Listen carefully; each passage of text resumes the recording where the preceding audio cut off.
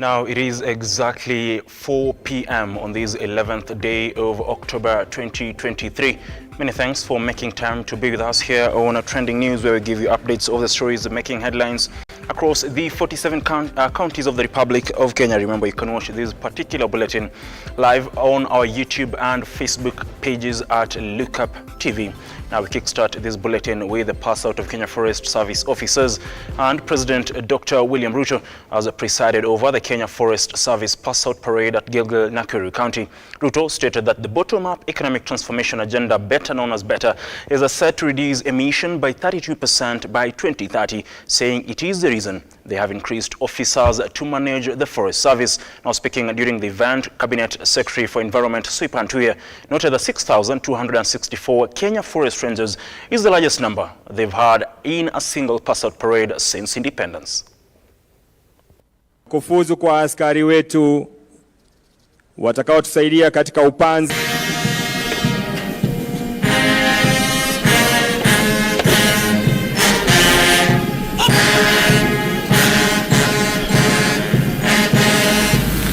I find it important to share this context with you, and especially with the graduates. If anyone told you, young people standing before me today, that your job is a routine occupation, they are very mistaken. You enter our national economic transformation equation as the people's trustees and guarantors of fundamental constitutional mandates and custodians of our forest value chain, which comprises critical resources and essential community assets. Our lives and livelihoods depend on the protection and sustenance of our biodiversity and the mitigation of climate change.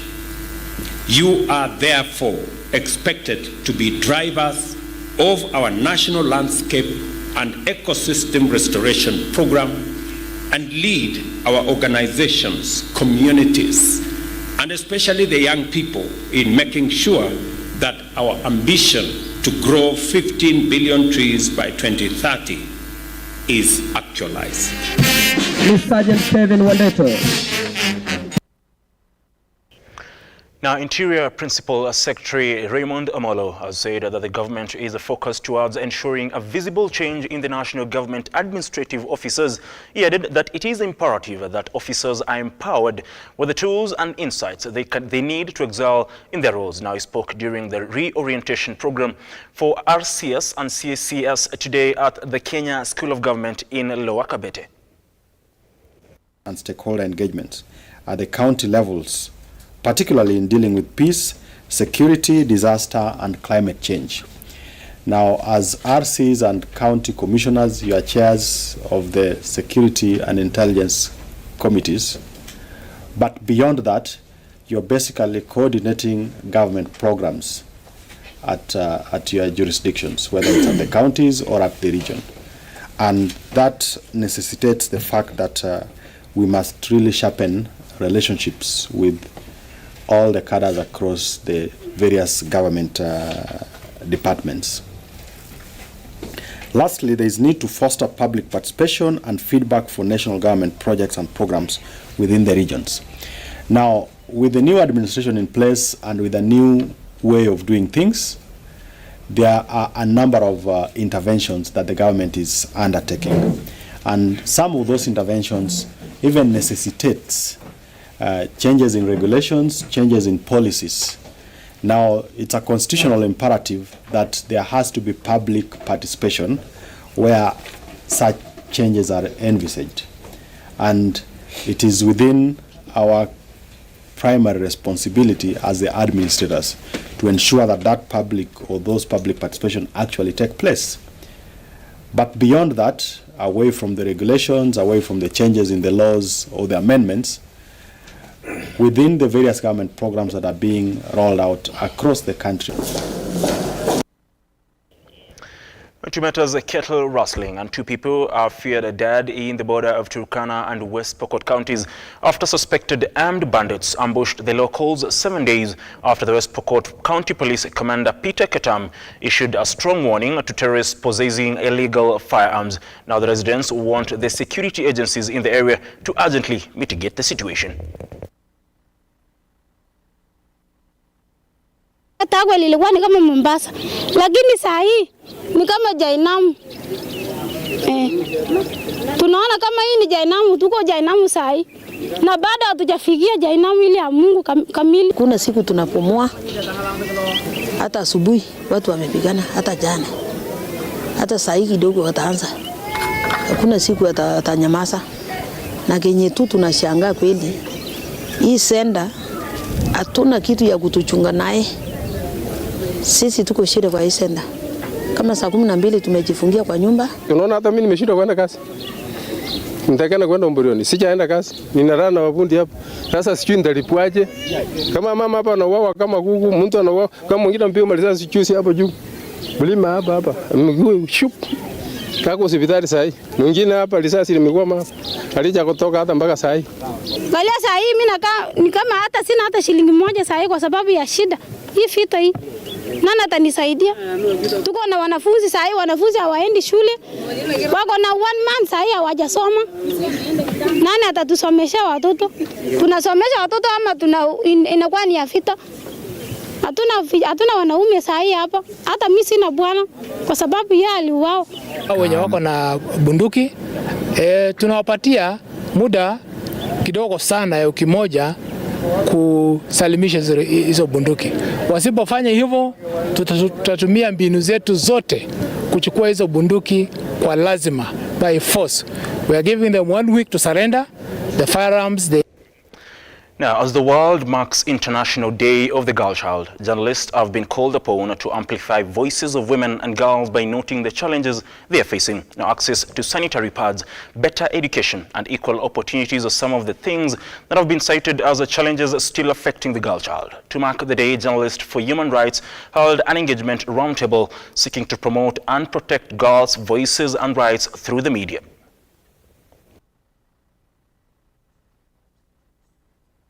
That limit opportunities for women and girls and restrict men and boys to specific roles. Additionally, let's also challenge ourselves to promote gender equality in our daily lives and cultivate inclusive attitudes and combat discrimination at home, at work, among friends, and online. We can cultivate inclusive attitudes and combat discrimination at work, among friends, and on social media. Together and at all levels, we must teach girls that they can be anything they want to be and make sure that they have the freedom and support they need to keep transforming our world. That girls are now able to access education and access other opportunities that previously were relegated to just the boy child. But even as I say this, it cannot be lost on me that these things are there and they are accessible to girls. But in terms of the progressive realization for each and every girl, we still have a problem because access to education is probably a preserve of the few. There are so many bottlenecks that do affect access to education for girls. Some of them as simple as access to sanitation facilities and sanitary towels. Given us that leeway. The only challenge that we have is also sensitizing these women to realize that the Constitution speaks about every person, and every person includes women, so that it's not a favor by people thinking that when you give a woman an opportunity, that woman should become a god of that person. It's very important for us to ensure that women are rightfully in their spaces, women are given an opportunity to air, to participate, and even. Now, with the anticipation of the El Nino rains, concerns about water scarcity loom large in many Kenyan schools. Now, most educational institutions lack the means to harvest water, which often results to inadequate sanitation and hygiene. However, an inspiring initiative by the teachers' organization IG Sacco is bringing hope to schools in Kakamega County. Tuna mjengo, watoto hawa wanajua dining hall, ambayo ni catchment area ya maji mengi sana, na tulikuwa tumefikia kiwango cha kuhitaji water tanks, na tulikuwa tumeshindwa hii matangi itatoka wapi. Na wakati IG wamefika na wameleta 2 tanks, tumeshukuru sana. tumepewa vitanda kadhaa ambavyo vinaonekana pale, na domu ya wavulana imefurika, domu ya wasichana imefurika. Si namna hiyo? Na tuko na doms 2 ambazo sasa zinaenda kufunguliwa. Maana hatukuwa na vitanda. Lakini sasa hivi tuko na vitanda. Tunaenda kuweka pale alafu tuweze ku ease congestion kwa doms zetu. Manufaa makubwa ya ajabu. Kwa hivyo tumefaidika pakubwa na marafiki wetu hawa wa IG. Sisi kama shirika la IG Sacco tuko na budget yenye inahusiana na masuala ya CSR. So na tufanyi tu hapa days peke yake. Kila eneo tumekuwa tukizunguka. So tuko na bajeti ambayo inakadiria mwaka mzima. So tuna ya portion kila eneo ambapo tunaenda. Bajeti yetu ya kila kitu utapata ina range from 150 to 200,000. IG Sacco ni shirika ambalo liko imara na tunawakaribisha waweze kuwa na wito wa kuwekeza. Kwa sababu usipowekeza hakuna mahali pengine unaweza pata manufaa kama si kwa Sacco.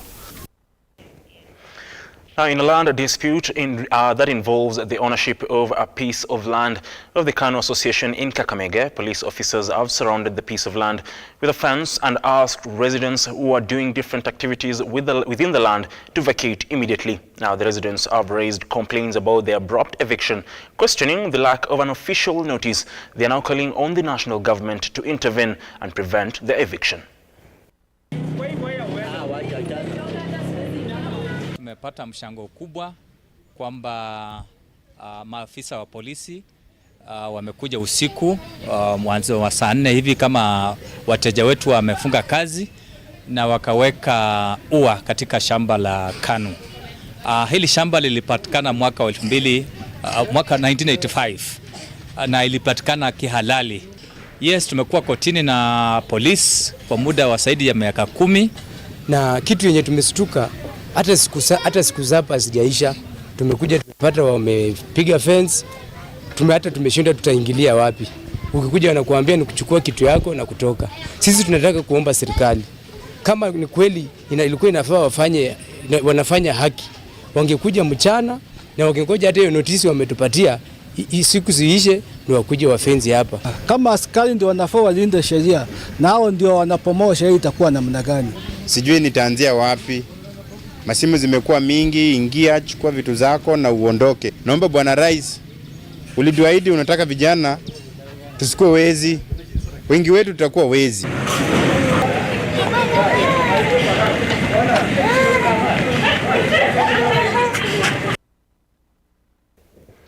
Now on to matters of sports, and the Kenya women's under-20 national team Rising Starlets have held their last training session today at the Kasarani Annex side of their upcoming return game against Angola. Now Starlets secured a 6-1 victory against Angola in a FIFA under-20 Women's World Cup qualifier first leg match held at the Nyayo National Stadium over the weekend. Head coach Beldino Demba says that despite their big goal difference, she expects the girls to have a better control of the game and go for more goals. The aggregate winner of the match will face the winner of the second round match between Cameroon and Botswana.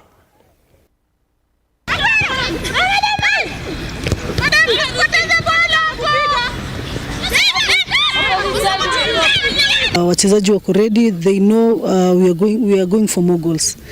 Our hope is that we get more goals. Huko hivi we are training to get more goals. Akunanga big lead. Una lead, tuko na points 3, yes. Tunaweza enda kwa anything happen. So mentally tumewa prepare that this is a new game. Tuna start again na tunafaa kwenda kushinda. So mentally kuna laxity that tuko juu, tunaenda maybe ku defend goals zetu. No, tunaenda again kuipatia a good goal the same way tulifanya home. New players that we really wanted wa feature kwa first leg, tukakuwa na challenge kiasi kwa documentation. Ni players wale tunataka come out wa play, waanze kujiprepare juu some of them maybe mtaona kwa game na feel wako ready kwa senior team pia. Coach ameweza kutukumbusha target ni World Cup, si kushinda Angola pekee.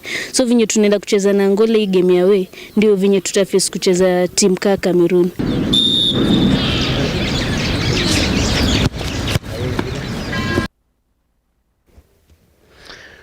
Now, that particular story brings us to the end of this particular bulletin. Many thanks for making time to be with us. Now, until 7 p.m, we will bringing you more detailed stories on stories making headlines across the country. Top among them is, of course, the transfer of police officers who, of course, stayed in the area of jurisdiction for more than 3 years. That is a directive by the Cabinet Secretary for Interior National Coordination, that is Professor Kithure Kindiki, failure to which any officer who will resist being transferred will, of course, cease receiving his or her monthly payment. Now, remember, you can visit our website www.lookuptv.co.ke. In the meantime, to get an overview of the stories making headlines not only here in the country but as well across the borders. Until then, do have yourself a lovely evening, and like always, God bless.